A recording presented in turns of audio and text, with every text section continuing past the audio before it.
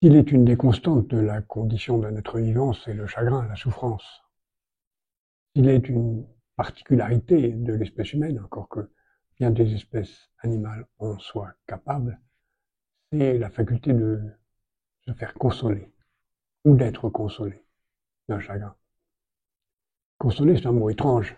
Ça renvoie à la fois à un meuble qui s'appelle une console, ça renvoie à un jeu vidéo, ça renvoie à une façon de jouer aux jeux vidéo, et ça renvoie évidemment aux différentes formes que peut prendre la consolation.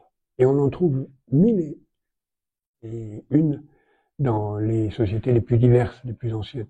Que ce soit la consolation d'une rupture, d'une souffrance, d'un chagrin, d'un deuil, en distinguant les différentes formes de deuil.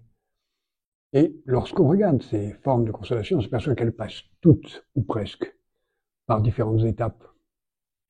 Le chagrin est d'abord l'occasion de prendre conscience, réaliser la force de la souffrance ou de la perte ou du manque.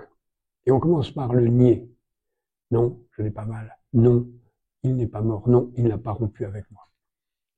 Puis plus après, un peu après vient la phase de la colère. C'est pas possible. C'est pas vrai. C'est faux. C'est pas possible. C'est pas imaginable.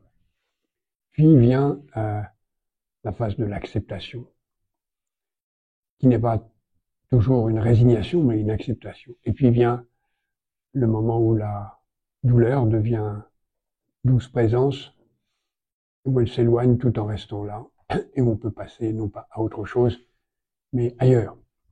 On retrouve ça dans toutes les formes de consolation, qu'il s'agisse de la consolation par la prière, par l'écriture, par soi-même d'un texte, ou par la lecture d'un texte, ou par l'écoute d'un sermon, d'une éloge, d'une parole donnée par un proche.